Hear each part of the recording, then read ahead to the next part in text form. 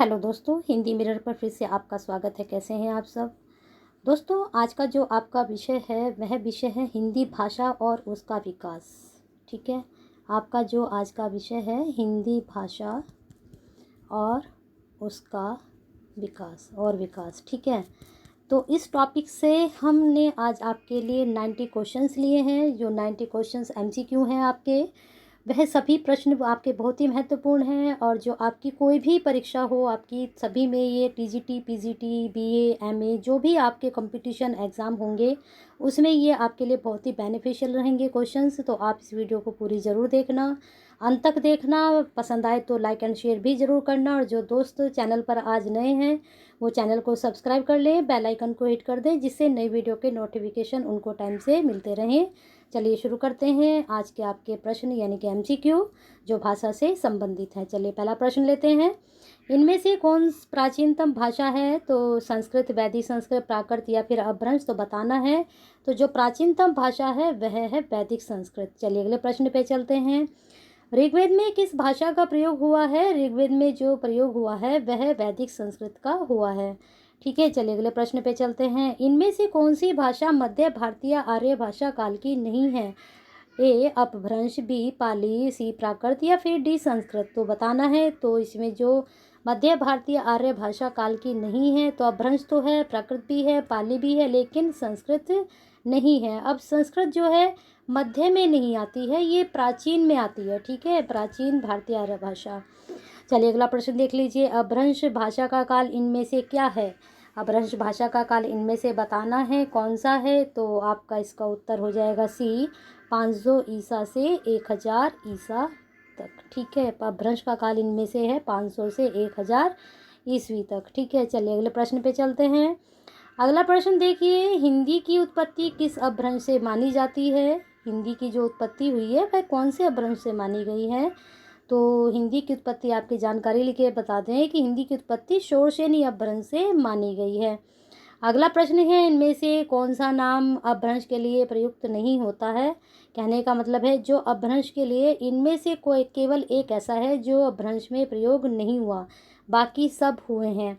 तो 6 का आपका उत्तर हो जाएगा डी, डिंगल नहीं हुआ, बाकी अवध, देशभाषा, अवध, अपभ्रंश को ये तीनों ही नाम कहे गए हैं। चलिए अगला प्रश्न देखते हैं। इनमें से कौन सी भाषा वियोगात्मक भाषा है? ये संयोगात्मक और वियोगात्मक भाषा भी होती हैं। तो इसमें से हमें बताना है कि कौन सी भाषा वियोगात्मक है। तो आपकी जानकारी के लिए बता दें अपभ्रंश को ही वियोगात्मक भाषा भी कहा गया है। चलिए अगले प्रश्न पर। हिंदी भाषा का प्रारंभ मोटे तौर पर कब से हुआ? इसमें बताना है कि हिंदी भाषा का जो प्रारंभ हुआ है वो कब से हुआ है। तो 8वें का आपका उत्तर हो जाएगा डी, 1000 ईस्वी से। देखिए अभी वाला प्रश्न था ना कि जो है यहाँ से ऊपर है वो प्रश्न, पहला प्रश्न में ही है वो प्रश्न, ये रहा है यहाँ पर कि अपभ्रंश का काल इनमें से क्या है।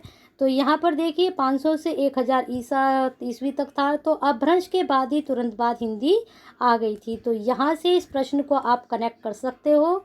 ये वाला प्रश्न एक दूसरे से अगर आप जोड़ के करोगे तो अच्छे से आपको याद रहेगा कि जो 1000 से हिंदी का प्रारंभ हुआ, आपको फिर अब ये अच्छे से याद रहेगा। अगर प्रश्नों को आप जोड़ते हुए चलते हो ना एक दूसरे टॉपिक से, तो आपको प्रश्न हमेशा के लिए याद रहेंगे, फिर आप भूलेंगे नहीं।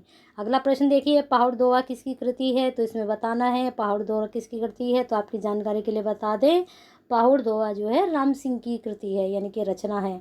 इनमें से किस कवि की गणना 84 सिद्धों में होती है? इसमें बताना है कि 84 जो सिद्ध हुए, सभी को पता है कि जो सिद्ध थे वे 84 थे और जो नाथ थे वो 9 थे, 12 थे, उन्हें नवनाथ भी कहा जाता है। तो 16 का आपका उत्तर हो जाएगा डी, सरहपा। इनमें से किसकी गणना इसमें की जाती है? सिद्धों में सरहपा की जाती है। ठीक है, और सरहपा को पहला जो है प्रथम कवि किसने माना है? अगर आपको पता है तो बताइए कमेंट बॉक्स में। अगला प्रश्न है। इनमें से कौन सिद्ध नहीं है? अब यहाँ पर बताना है नहीं है, वहाँ हमने बताया था कौन सिद्ध है। तो 3 तो है, इसका मतलब 1 नहीं है। तो 17 का आपका उत्तर हो जाएगा डी, देवसेन नहीं है, लुईपा, गोरक्षपा, सरहपा ये सब सिद्ध हैं। एक जानकारी आपको बता दें कि इनके नाम के पीछे पा लगा होता है। सरहपा, लुईपा, गोरक्षपा, कडप्पा, रुई पा, ये सब जो है पा लगा के रखते थे। सिद्धों की ये पहचान भी रही है। अगला प्रश्न है, इनमें से अवधी भाषा की प्राचीनतम कृति कौन सी है? अवधी भाषा की, बाकी तो भक्ति काल में भी लिखी गई हैं जो है, लेकिन प्राचीनतम कृति बतानी है। आधुनिक काल में भी अवधि लिखी गई है, लेकिन हमें प्राचीनतम कृति बतानी है। तो 18 का आपका हो जाएगा डी, चंदायन। अब चंदायन कौन से काल की कृति है? अगर आपको पता है तो बताइए कमेंट बॉक्स में। हंस जवाहिर के रचयिता कौन है? हंस जवाहिर का बताना है। हंस जवाहिर किसकी रचना है ये बताना है। तो 19 का आपका हो जाएगा सी, कासिम शाह की ये रचना है हंस जवाहिर। चलिए अगले प्रश्न पे चलते हैं। अगला प्रश्न है आपका, संस्कृत में किसी शब्द के कुल कितने रूप विभक्त और वचनों के आधार पर बनते हैं? पूछा गया है कि संस्कृत में किसी शब्द के कुल कितने रूप विभक्ति और वचनों के आधार पर बनते हैं। तो 9 का आपका उत्तर हो जाएगा ए, 24 वचनों के या विभक्ति के आधार पर बनते हैं। हिंदी में किस शब्द के मूलतः कितने रूप बनते हैं? हिंदी में किसी शब्द के मूलतः कितने रूप बनते हैं? तो 10वें का आपका उत्तर हो जाएगा डी, 2 रूप बनते हैं। अगला प्रश्न है, संदेश राशक के रचयिता कौन है? संदेश राशक के रचयिता सबको ही पता है कि इसके जो रचयिता हैं वो अब्दुल रहमान जी हैं। ठीक है, उन्होंने लिखा। इसके बारे में प्रश्न बहुत सारे अलग अलग तरीके से ये पूछा जाता है। तो इसना भाषा आप याद रखना कि संदेश राशक से जो जुड़े हुए हैं अब्दुल रहमान जी जुड़े हुए हैं। किसी भी तरह से संदेश राशक आपके सामने शब्द आए तो आपको अब्दुल रहमान जी याद रखने हैं। चलिए अगला प्रश्न चलते हैं। अपभ्रंश के प्रमुख कवि धनपाल की रचना कौन सी है? अपभ्रंश के प्रमुख कवि धनपाल जी की रचना कौन सी बतानी है? तो 12वें का आपका उत्तर हो जाएगा भविष्य तक कहा। ठीक है, हिंदी का प्रथम कवि राहुल साकृत्यायन किसे मानते हैं? सरहपा जी के बारे में ऊपर पढ़कर आए हैं। यही मैंने अभी आपसे पूछा था कि आप कमेंट बॉक्स में बताइए कि प्रथम कवि किसने माना हिंदी का। तो सरहपा को राहुल साकृत्यायन जी ने माना है। आपका प्रश्न आसान हो गया है। अगला प्रश्न है, शब्दानुशासन नामक प्राचीन व्याकरण के रचयिता कौन है? अनुशासन ये जो था व्याकरण था और ये एक प्राचीन व्याकरण है ये। तो ये किसके द्वारा लिखा गया फिर रचा गया? तो 14 का आपका उत्तर हो जाएगा बी, हेमचंद्र जी के द्वारा। ठीक है, बहुत अच्छा है। इसको प्रश्न को इस वाले उसमें आपके जितने भी प्रश्न है, संदेश राशक, धनपाल, प्रथम कवि, शब्दानुशासन, ये 4-5 जो प्रश्न है बहुत ही महत्वपूर्ण प्रश्न है। इन्हें ज़रूर नोट डाउन कर लीजिए आप।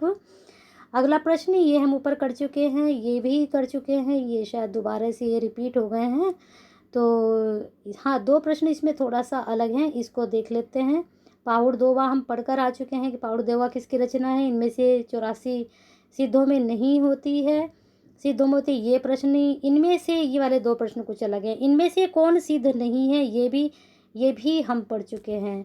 ठीक है, तो रिपीट हो चुके हैं, कोई बात नहीं, आप उनको वहाँ देख लीजिएगा उन आंसर को। हिंदी भाषा बोलने वालों की अनुमानित संख्या क्या है? इसमें हिंदी भाषा बोलने वाले की अनुमानित संख्या बतानी है। तो अनुमानित संख्या घटती बढ़ती रहती है, लेकिन जब हमने ये आपकी वीडियो बनाई तो उस वक्त 60 करोड़ थी। चलिए अगले प्रश्न पे चलते हैं। हिंदी के अंतर्गत कुल कितनी बोलियां हैं? तो हिंदी के अंतर्गत कुल कितनी बोलियां हैं ये आपको बताना है। आपको शायद पता भी ना हो कि हिंदी के अंतर्गत कितनी बोलियां आती हैं। तो 29 का आपका हो जाएगा सी, 18 बोलियां आती हैं। और सब के जो है वर्ग बने हुए हैं, अलग अलग वर्ग में ये बोलियां बटी हुई हैं। अगर नहीं पता है वर्ग के बारे में कि कौन सा वर्ग कौन से भ्रंश के अंतर्गत आता है, ये पूरा एक सारणी बनती है और वो अच्छे से याद भी करनी होती है, ध्यान भी रखना होता है कि कौन से वर्ग में कौन सी बोली आ रही है। अब उसी तरह के आपके प्रश्न शुरू हो चुके हैं, देख लीजिए प्रश्न आगे। इनमें से कौन पश्चिमी हिंदी की बोली है? देखिए पहला वर्ग आ चुका है, पश्चिमी हिंदी की बोली नहीं है। ठीक है, अब पश्चिमी हिंदी के अंतर्गत जो है 5 बोलियां आती हैं। अब इसमें से 3 आपको पता चल जाएंगी। ठीक है, अब लेकिन यहाँ पर प्रश्न पूछा गया कि नहीं है, तो नहीं बताना है। तो 30 का आपका उत्तर हो जाएगा ए, मगही नहीं है। अब मगही किसकी है? अगर आपको पता है तो बताइए कमेंट बॉक्स में। 3 आपको बांगरू, बुंदेली, खड़ी बोली, ये पश्चिमी हिंदी की है। 2 और हैं, वो अगर आपको पता है वो भी बताइए। इनमें से अवधि किसके अंतर्गत आती है? तो बिहारी, राजस्थानी, पश्चिमी हिंदी या पूर्वी हिंदी। तो आपकी जानकारी के लिए बता दें, अवधि जो है पूर्वी हिंदी के अंतर्गत आती है। अब हो गई अवधि, लेकिन और 2 भाषाएं हैं जो इसके अंतर्गत आती है। वो कौन सी 2 भाषाएं बताइए कमेंट बॉक्स में। इनमें से कौन सी बोली बिहारी हिंदी की नहीं है? बिहारी हिंदी की नहीं है, तो 32 का आपका उत्तर हो जाएगा ए मारवाड़ी। बाकी भोजपुरी, मगही और मैथिली। अब देखिए मगही आ गई यहाँ पर बिहारी की। देखिए प्रश्न का उत्तर यहाँ आपको मिल गया। क्या है? पश्चिमी हिंदी की जो बोली है, ये रहा प्रश्न आपका यहाँ। हाँ, इनमें से पश्चिमी हिंदी की बोली नहीं है, तो हमने बताया था कि मगही नहीं है। अब मगही का उत्तर आपको देखो यहाँ मिल गया। मगही किसकी है? बिहारी हिंदी की। तो यहाँ आप लिख सकते हो ये बिहारी हिंदी की। मैं कई बार आपको बोल चुकी हूँ कि प्रश्नों को एक दूसरे से कनेक्ट करके देखा करें। आंसर कहीं ना कहीं वहीं छिपे रहते हैं, जहाँ नहीं होते हैं वहाँ अपना दिमाग लगाइए, आंसर बिल्कुल सही जाएंगे। तो मगही है। बाकी सब किसकी हैं? मारवाड़ी, भोजपुरी, मैथिली, बिहारी हिंदी की नहीं है। 32 का आपका एक गलत हो रहा है यहाँ पर। ये तो मैंने इसका बताया आपको, मगही की यहाँ पर है, लेकिन बिहारी हिंदी की नहीं है। इसका आंसर अब बता रहे हैं आपको, तो इसका 32 का हो जाएगा ए मारवाड़ी। बिहारी हिंदी की नहीं है। बाकी भोजपुरी, मैथिली, मगही, अब ये 3 पता चल गई हैं आपको एक साथ। ठीक है, बिहारी हिंदी की एक हो गई मगही। यहाँ पर हमने आंसर बताया कि यहाँ पर बिहारी लिख लीजिए। अब है इसमें से जो मारवाड़ी, और जो ये मारवाड़ी किसकी है? तो मारवाड़ी है राजस्थान की। यहाँ इसको कनेक्ट कर दीजिए। ठीक है, चलिए अगला प्रश्न देख लीजिए। लखनऊ बाराबंकी किस क्षेत्र की बोली है? कहाँ बोली जाती है? ये लखनऊ बाराबंकी में कौन सी बोली बोली जाती है, इसमें हमें बताना है। तो अवधी बोली जाती है। ठीक है, याद रखना ये कि अवधी जो है लखनऊ और बाराबंकी की तरफ बोली जाती है। बघेली बोली का केंद्र कहाँ माना जा सकता है या कहाँ माना जाता है? तो बघेली कहाँ बोली जाती है? तो 34 का आपका उत्तर हो जाएगा रीवा। अब रीवा कहाँ है देख लीजिए। इनमें से ब्रजभाषा किस नगर की बोली नहीं है? ब्रजभाषा नहीं है भाई, मथुरा तो होगा, ये तो सभी को पता है ना। तो 35 का आपका क्या उत्तर होगा? जहाँ की ये नहीं है, आगरा भी होगा, क्योंकि आगरा मथुरा एक दूसरे से जुड़े हुए हैं। और अगर आप लोगों को पता है कि हाथरस भी शायद उधर ही पड़ता है, तो आप आराम से इसका उत्तर लगा सकते हो कि इटावा में ब्रजभाषा नहीं है ना, इस नगर की बोली नहीं। अब इटावा कहाँ है पता है आप लोगों को? तो वहाँ की बोली देखिए कौन सी है। अगला प्रश्न देखिए, भाषा वैज्ञानिक दृष्टि से हिंदी के अंतर्गत कितनी उपभाषाएं एवं बोलियां मानी गई हैं? तो 38 का आपका उत्तर हो जाएगा बी 5 उपभाषाएं और 18 बोलियां। ये हम पढ़कर आ चुके हैं कि कितनी बोलियां बोली जाती हैं, लेकिन उपभाषाएं नहीं पढ़ी थी हमने। अभी मैंने आपको बताया था कि वर्ग बटे हुए हैं, पश्चिमी हिंदी, पूर्वी हिंदी, बिहारी, वो सब 5 उपभाषाओं में ही आते हैं। ठीक है, अगला प्रश्न है, इनमें से कौन सा कथन सत्य नहीं है? नहीं है बताना है, बाकी सब सत्य है। 3 और 1 नहीं है, तो वो कौन सा नहीं है? तो ब्रजभाषा केंद्र दिल्ली है। ब्रजभाषा के हम बारे में पढ़ चुके हैं ना, तो दिल्ली केंद्र नहीं है इसका। ठीक है, बाकी सब खड़ी बोली केंद्र में बिजनौर की है, फरुखाबाद इटावा की है, मालवे का केंद्र उज्जैन, इंदौर और उज्जैन है। ठीक है, इटावा भी देखिए आपको पता चल गया कहाँ है। चलिए अगला प्रश्न देख लीजिए, इनमें से असत्य कथन छाटिए। असत्य छाटना है, यानी कि 3 सत्य हैं और 1 असत्य है। तो 40 का आपका उत्तर हो जाएगा बी विद्यापति भोजपुरी के कवि हैं। क्या हैं? नहीं है। तो बताइए किसके कवि हैं वो। चलिए अगला प्रश्न देख लीजिए, इनमें से कौन सा जिला ब्रजभाषा में नहीं आता है? अभी देख लीजिए, आपने मथुरा के बारे में जाना है ना। तो 41 में अलीगढ़ भी इसके पास ही पड़ता है। भरतपुर कहाँ है पता नहीं हमें, तो 41 का आपका लेकिन उत्तर बी हो जाएगा गाजियाबाद। गाजियाबाद जो है इसके क्षेत्र में नहीं आता ब्रजभाषा के। बाकी अलीगढ़, मथुरा और भरतपुर भी आता है। चलिए अगला प्रश्न देख लीजिए, मानक हिंदी का मूल आधार कौन सी बोली है? मानक हिंदी का मूल आधार, तो 42 का आपका हो जाएगा बी खड़ी बोली। ठीक है, याद रखना ये प्रश्न बहुत महत्वपूर्ण है। अलग अलग तरीके से प्रश्न पूछा जाता है, याद रखना। लेकिन इनमें से असत्य युग्म कौन को अलग क्या करना है, यानी कि 3 सत्य हैं और 1 असत्य है। कौन सा असत्य है? 43 का आपका हो जाएगा बी बिहारी ब्रजभाषा के हैं। कौन सी भाषा के हैं बिहारी बताइए? ब्रजभाषा नहीं है। अगला प्रश्न देख लीजिए, अगला प्रश्न है आपका, इनमें से हिंदी का प्रथम प्रचारक कौन था? हिंदी का प्रथम प्रचारक बताना है, तो इसमें हो जाएगा स्वामी दयानंद सरस्वती जी। प्रथम पूछा है, बाकी सब तो थे ही, लेकिन प्रथम के बारे में पूछा है तो स्वामी दयानंद सरस्वती। उसके बाद सभी ने बीड़ा उठाया था हिंदी को बढ़ाने के लिए, हिंदी का विकास करने के लिए। हमारा जो टॉपिक चल रहा है वह भी वही चल रहा है, हिंदी भाषा और उसका विकास। ठीक है, कौरवी का दूसरा नाम क्या है? कौरवी का दूसरा नाम बताना है आपको, तो 64 का आपका क्या हो जाएगा? सी, खड़ी बोली कौरवी का दूसरा नाम है। याद रखना हमेशा इसको, प्रश्न बहुत अच्छा है और हर बार पूछा जाता है। अगला प्रश्न है, ब्रजभाषा का विकास किस अपभ्रंश से हुआ? बताइए, ब्रजभाषा का विकास किस अपभ्रंश से हुआ? तो 65 का आपका उत्तर हो जाएगा डी, शोरसेनी अपभ्रंश से। ठीक है, खड़ी बोली का दूसरा नाम पढ़ चुके हो, कौरवी है, दोबारा पढ़ाने की जरूरत नहीं है। अगला प्रश्न देख लीजिए, आचार्य शुक्ल ने हिंदी गद्य के प्रारंभिक 4 उन्नयकों में से इनमें से किसको स्थान नहीं दिया है? हिंदी गद्य के प्रारंभिक यानी कि जिन्होंने हिंदी गद्य को लिखा उसमें से ये 4 नाम दिए गए, लेकिन उन्होंने जो रामचंद्र शुक्ल जी हैं उन्होंने एक को स्थान नहीं दिया। किसको नहीं दिया उन्होंने? तो उन्होंने दिया नहीं किसको? शिव प्रसाद सितारहीन जी को नहीं दिया। बाकी मुंशी शाला खां, सदर विष्णु, लल्लूलाल सबको उन्होंने स्थान दिया है अपने किसमें? साहित्य में। अगला प्रश्न देखिए, दक्षिण भारत हिंदी प्रचार सभा की स्थापना किसने की थी? बहुत अच्छा प्रश्न है, नोट डाउन जरूर करें। 73 का आपका हो जाएगा सी, महात्मा गांधी जी ने। पूछा जाता है अक्सर प्रश्न ये। अगला प्रश्न, इनका मन में छोरिए के पीहर आए, यह किसकी बोली का वाक्य है? तो 74 का आपका हो जाएगा उत्तर बी, ब्रज भाषा का। बहुत अच्छे पंक्ति है। इनमें से कौन सा मेल उचित नहीं है बताना है, तो 75 का उत्तर हो जाएगा बी, अवधि बघेली। क्या है? अवधि और बघेली एक दूसरे से जुड़ी हुई। ब्रजभाषा खड़ी बोली किसकी है? पश्चिमी की। मारवाड़ी छत्तीसगढ़ी किसकी हैं? भोजपुरी मैथिली। ये जो है आपके मैंने भी बताया था कि वर्ग बटे हुए हैं, ये वर्गों से ली गई हैं भाषाएं। तो इसमें ये पश्चिमी हिंदी में आती है, ये नहीं आती हैं दोनों एक साथ। मारवाड़ी छत्तीसगढ़ी आती है, भोजपुरी और मैथिली आती है, लेकिन ये एक वर्ग में नहीं आती है, अलग अलग वर्ग की हैं। चलिए अगला प्रश्न देखिए, इनमें से हिंदी का एक रूप क्या नहीं है? तो 76 का आपका हो जाएगा डी, कोंकणी नहीं है, क्योंकि कोंकणी बोली है, बल्कि रेखता, उर्दू, हिंदुस्तानी ये सब हिंदी के ही रूप हैं। राजभाषा आयोग का गठन कब हुआ? बहुत अच्छा प्रश्न, इसको नोट डाउन जरूर कर लीजिए, क्योंकि ये नोट डाउन करेंगे तो हो सकता है आपके एग्जाम में यही प्रश्न एज ए इट आ जाए। चलिए लिख लीजिए इसका उत्तर 1955 में। बहुत अच्छा प्रश्न है, जरूर नोट डाउन करिए। चलिए अगले प्रश्न पे चलते हैं। राजभाषा अधिनियम कब निर्मित हुआ? कब निर्मित हुआ बताइए। 78 का आपका हो जाएगा सी, 1976 में राजभाषा अधिनियम। और इससे पिछला प्रश्न क्या था, जोड़ के चलिए इन प्रश्नों को। राजभाषा आयोग का गठन पूछा 1955 में, और फिर यहाँ क्या पूछा, राजभाषा अधिनियम कब निर्मित हुआ। ठीक है, एक दूसरे से जोड़ो इन प्रश्नों को, जल्दी याद होंगे।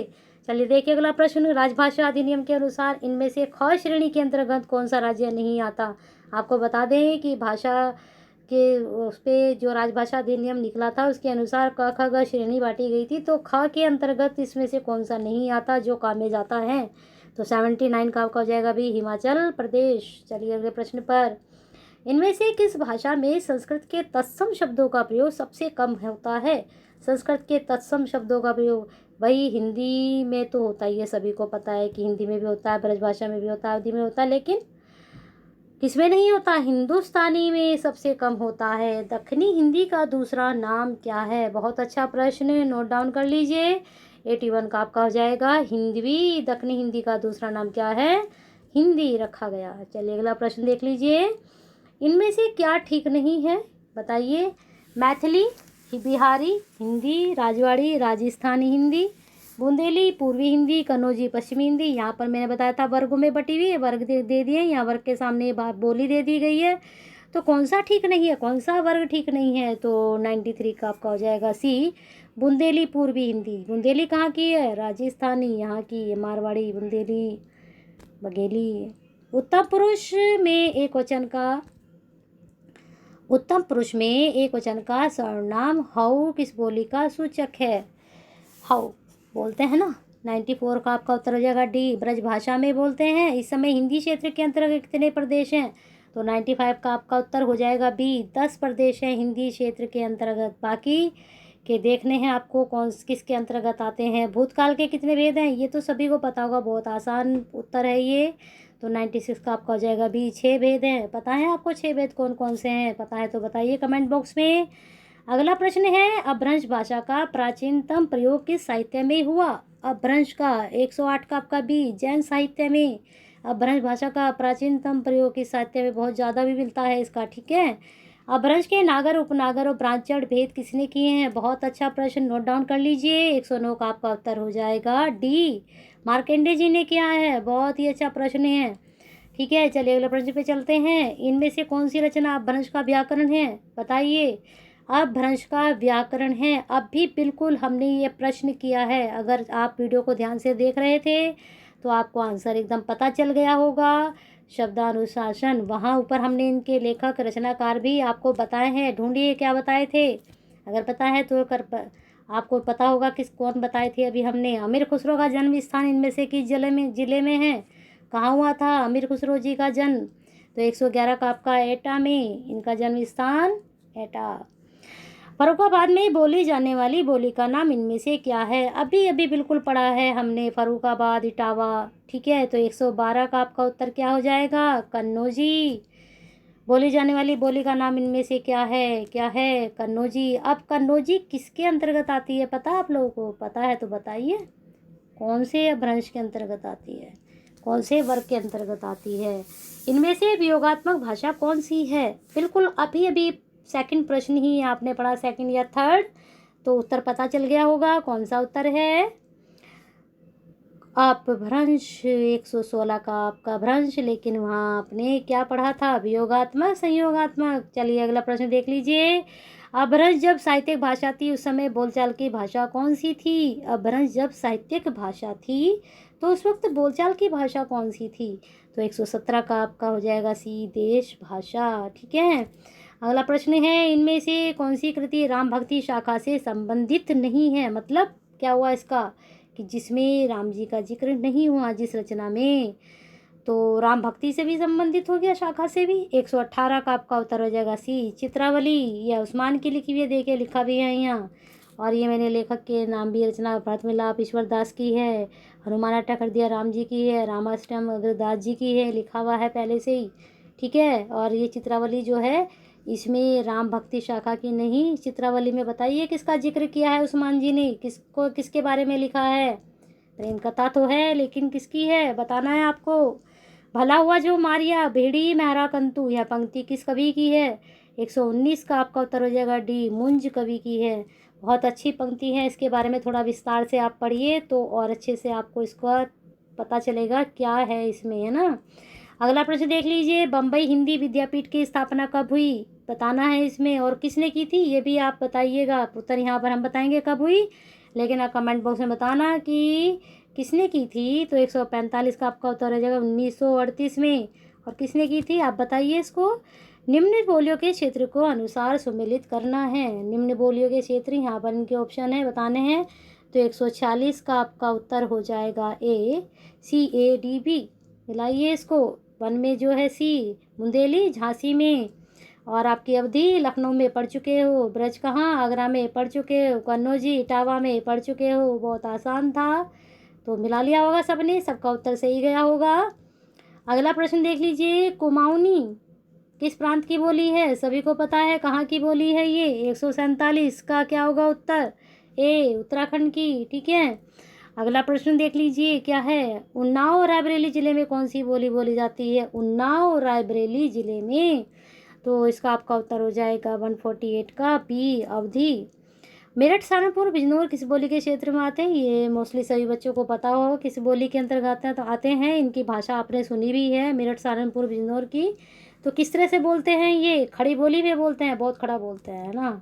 चलिए अगला प्रश्न है। हिंदी शब्द सागर की भूमिका रूप में किस ग्रंथ की रचना हुई थी? बताइए किस ग्रंथ की रचना हुई थी। ये सभी कभी मैंने कई बार आपसे नाम भी लिया है कि हिंदी साहित्य का इतिहास, हिंदी साहित्य का इतिहास।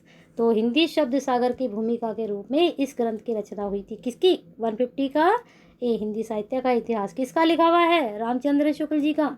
चलिए अगले प्रश्न पर। इनमें से जनसंचार माध्यम का कौन नहीं है? अब आपको देखने से लग रहा होगा कि सारे ही हैं, लेकिन जनसंचार का माध्यम नहीं है, तब भी इसमें से एक नहीं है। लेकिन देखने से और पढ़ने से लग रहा है कि सारे ही हैं, तो सबसे ही जनसंचार होता है। तो लेकिन आपकी जानकारी के लिए बता दें, टेलीफोन नहीं है जनसंचार का माध्यम। चलिए अगले प्रश्न पे चलते हैं। इनमें से कौन ब्रज भाषा का कवि नहीं है? ठीक है, तो भूषण जी भी हैं, देव जी भी हैं, नरोत्तम दास जी भी हैं, लेकिन लाल दास नहीं हैं। इन्होंने खड़ी बोली में रचनाएं की। देखिए लिखा है खड़ी बोली। रोहतक, हिसार, करनाल में कौन सी बोली का क्षेत्र है? रोहतक, हिसार, करनाल, वहाँ के लोग कैसे बोलते हैं बताइए? किस तरह की भाषा है उन लोगों की? बांगरू, हरियाणवी। बांगरू को और क्या बोलते हैं? हरियाणवी भाषा है। ठीक है, अगला प्रश्न। हतो, हते, हती किस बोली में भूतकालिक सहायक्रिया के रूप में आते हैं? 176 का आपका उत्तर हो जाएगा सी, बुंदेली के अंतर्गत हतो, हते, हती। इया व प्रत्यय किस बोली की पहचान है? इया। 177 का आपका हो जाएगा डी, अवधि। 177 का अवधि। अगला प्रश्न देखिए, रवि, दमोह, बालाघाट में किस बोली के क्षेत्र हैं? रीवा, दमोह, बालाघाट किस बोली के क्षेत्र है? रीवा के बारे में तो अभी अभी पढ़ा है, वो ताज़ी ताज़ी आपको नॉलेज हुई है इसकी। क्या थी वो नॉलेज? वघेली से संबंधित थी। ठीक है। किस बोली की प्रधान प्रवृत्ति औकारात? औकारात क्या होता है? आकारांत, औकारांत क्या होता है? आकारांत और औकारांत। जहाँ पर आओ आए वहाँ पर औकारांत, जहाँ पर लास्ट में आए वहाँ पर आकारांत। ठीक है, इकारांत, उकारांत सब होते हैं ये। तो 179 का आपका उत्तर हो जाएगा बी, ब्रज भाषा कैसी है? औकारांत शब्द की प्रवृत्ति है। अगला प्रश्न है, उत्तम पुरुष एक वचन के लिए हूँ सर्वनाम का प्रयोग किस बोली में बोलचाल के लिए होता है? 180 का आपका उत्तर हो जाएगा ए, ब्रज भाषा में ही होता है। इनमें से खड़ी बोली का प्रथम महाकाव्य कौन सा है?